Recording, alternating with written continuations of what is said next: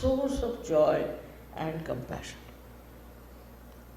In one of my lectures, I had talked to you about the emotional intelligence. That is what we should try to imbibe. Emotional intelligence. That means the intelligence that is based on emotions. Unless and until we become emotionally intelligent, our society cannot do. With an emotional intelligence, you care and you enjoy caring. You do everything for others with a great emotional understanding. Not for one child, not for one son, but for everyone you have to be emotionally intelligent. Some children are born like this, but some are to be made like that. That they should be emotionally intelligent.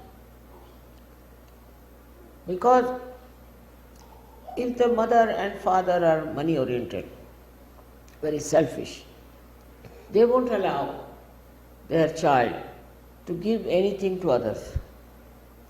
So such a child will grow into a very funny type of a person and will never do anything for anybody, not even for his own country. Why should he do it? Everything for selfishness. Then such people indulge into corruption, indulge into all kinds of things which are only selfish in attitude. Now we are talking of collectivity. In collectivity, we do for others. We enjoy doing for others. We love giving things to others, not for yourself, because your children will also become the same kind and they'll only bother about themselves. This emotional intelligence has to be brought in our life, in our pattern that we have. Are we emotionally intelligent, or we are just intelligent or emotional? Both things are wrong. If you are just intelligent, you can become a very dry person. You may just have few friends, maybe you may not have, and you will always try to preserve yourself away from the collectivity. And if you are emotional, you will be attached only to one person, attached to one child, maybe attached to one person, to someone, even in the society, for no rhyme and reason. Why? Why are you attached to one person? Why are you bothered about one person only? All such people fall into such terrible prey. In the politics, we have seen how people try to help their own sons and our daughters and this and that, and we Indians have suffered a lot with this kind of a emotional attachment.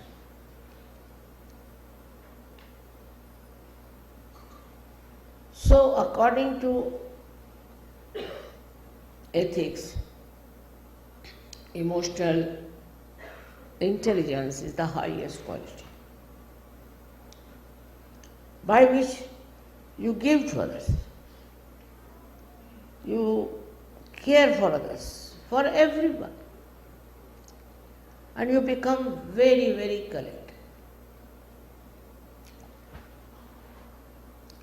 Now exclusiveness is another fashion that's very much there. It's exclusive. Because you don't want to be one of the multitudes, you want to be exclusive. You should be exclusive in emotional intelligence, not on other things. That is the best thing you can have. As I agree, I am just a woman, I'm just a mother. But what I have is really the emotional intelligence, ocean of it. And from that, I know about everyone. I understand about everyone. And all this work has been done because of that quality in my head. I am not attached to one person or to one style. Whatever you say, I can understand, because I am at a level where I can understand everything that you are doing. To achieve that, you try to develop emotional intelligence. Here the children won't even give a toy to somebody to play. Even the mother is like that, the father is like that, extremely selfish. And we must have our own, so everything should be our own. This has to go. This has to go from American, especially because they are the leading nation in this kind of selfishness. What selfishness they have done, I did not count, but you know that. You go and ask the people of Canada, Mexico, Peru, all these, they will tell you. Being selfish, they are not ashamed. Being exploiters, they are not ashamed. Nobody can even tell them because they think they are very rich people. But all these riches will not give him the joy of life. Joy of life is only in the emotional intelligence. If you don't have that, it becomes very dry. Life becomes very unbearable, horrible. And even the family gets broken up if there is no emotional intelligence in the family. I have known so many women who have had 3 marriages, 5 marriages. I don't know how they can do it, but they have done. Because this lack of emotional intelligence. It is something that is a sense of giving. It is not that you are sacrificing anything, no. That's also another idea, that we have to bear these, nothing of the kind. Look at the life of Christ. He gave his life. Why? What was the need for him to do that? Behind it was the truth. When you have truth with you, the light of the truth, the force of the truth, the strength of the truth, you become emotionally intelligent. You understand that if you really love something, then you have to undergo every kind of trouble. You have to tolerate a lot of nonsense. I know it's too much to say, but I thought that for this special puja, I should say something about the family. In our ashrams or in our programs or wherever we are, we should remember this point, that are we having that emotional intelligence when we are trying to talk about Sajoka? Why do I need to be every place to tell them what is the need? You can tell them. If you have that emotional intelligence, everybody will listen to you. Why not? Not necessarily I should go everywhere and talk to them. In how many countries can I visit? And the reaction to it is so beautiful and so nice. It's very surprising. Like in a country like Benin country, all Muslims there, all black people, they all have become surgeons. 9,000 people. How could I capture that? Just think of that. 9,000 people suddenly. Then also other countries I've seen. Just this is the power of emotional intelligence that captures the heart of people. You may have any amount of property, money, everything. People will abhor you. All right. So you may say, what's wrong? What's wrong is this, that you are harming the greatest thing is the human being. As the politicians, they are horrible, as they say. Why? Because they have no emotional intelligence. Also, as administrators, they are very much difficult because they have no emotional intelligence. All these people are devoid of that great quality of emotional intelligence. If your country is very progressive, I must say you must progress in emotional intelligence. That way they are philanthropists, I know. The Americans are known to be philanthropists. But behind that is they want to have power. They want to rule people with that money. It's not emotional intelligence, it's they just want to rule. If they start some sort of a charity, that is just to have a big name on the television or to have a very big advertisement about, oh yes, and then he moves like a tycoon all over. We part of it they will donate, we part of their property. Work it out and make such a fuss about it because they want to cash it, everything. Cash has been given, so cash everything. You are Sahajogis. You have to send waves of emotional intelligence. You have to send love to all over the world. You have to show how you can with love win over. It is also possible if you are not so attached. If you are attached, say, to your country only, now this is a bigger issue, then you will try to exploit other countries, take advantage of them, try to run them down.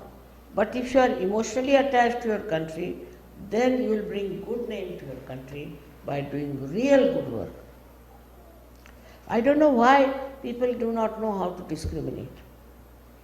Why are they so selfish, trying to build them up, trying to do all the good things for themselves?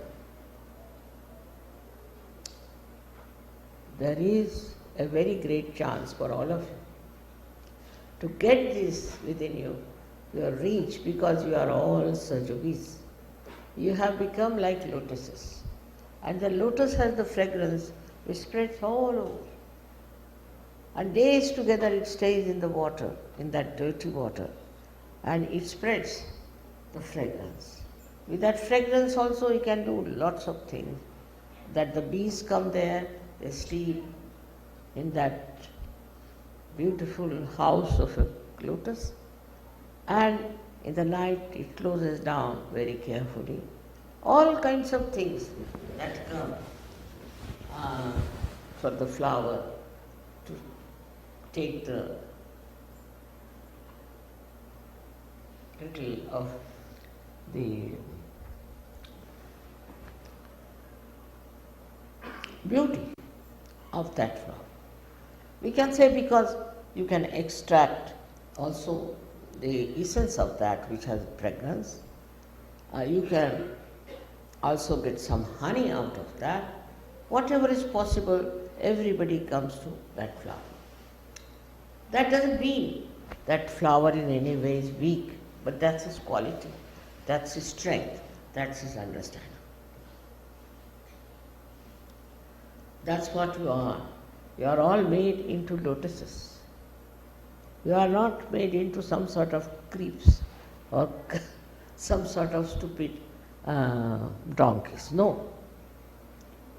You are the people who are to give fragrance of your love, fragrance of your compassion to others. And you should feel happy about it. That doesn't mean that you give up this, give up that, nothing of the kind. But it means that whatever you have, whatever is your possibility, capability, you must try to do for others. Give it to them. And the more you do it, this collectivity, that's what is very important, at least for America, because everybody is trying to follow America. Money making business, this business, that business. But you are Sahajogis. So what you have to do is to take advantage of your achievement and give this to others. Give realizations to others. Many people who get realization don't even bother about it. They just don't go and spread Sahaja. They are not bothered about it, which is sometimes very shocking to me, because what was the need for me to go around the whole world with all the mad people living and talking to them about Sahaja? In the same way, you should also feel now that we have to do this one. We have to change people. We have to get them into Sahaja. Why can't we? We are so many people. Christ had only 12 disciples, and how much they spread Christianity? What about you people? You are so well equipped. You have so much of knowledge, absolute knowledge and experience. So if you have the experience and the knowledge, you can capture the people. But there is some sort of a lurking ambition which goes against the culture of Sahaja. When you want to be leader, or you want to put down somebody, or you think no end of yourself, that's no good. And also they do Sahaja Yoga or spread Sahaja Yoga because they want to enhance themselves. This is not the way. The way is a complete surrender to the work of Sahaja. It's possible. It's not difficult at all, as I'm telling you. It's very, very simple. Only thing you should understand that you have a special place in the whole universe today. You are not to rot. You are not to waste your life. We have started marriages, and in America also they said, I said, all right, we'll have marriage. But these marriages, what is the outcome? If they are like all other ordinary marriages, what's the use? What are they doing for others? What sort of children they are producing? You have to see to it that you become married couples in Sahaja Yoga. Your family should be a different type. Your love for your family should be of a different type. The whole family of Sahaja Yoga also is your family. So for everyone you must have compassion. And I know some people grow very fast, but some don't, because they lack this balance between emotion and intelligence. This balance has to be completely established, and I know one day this America will lead so many people, thousands, in Sahaja Yoga. So far, whatever was wrong was adopted. Drug addiction, yes. Then another thing starts. All kinds of nonsensical things started in this country. Why? Now, the new lotuses that are there, they have to change the atmosphere of this lake where all kinds of dirty things are coming up, immoral things are coming up, ruining the whole world.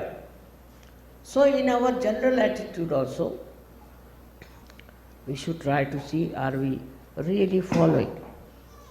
Are we really doing what is to be done? What are we doing for morality? That's a very important point in Sahaja Yoga. How you dress, how you walk, how you talk, everything very important. And all other things that you have, you should try. How to create, and all these things of different chakras, you should try to concentrate on them and see for yourself what are you doing. What are you making out of your life? You are a Sahajogis, you are special people, you are not ordinary. I want to tell you that you should have self-esteem. Try to understand what is your quality, what are you. Thank you very much. May God bless you.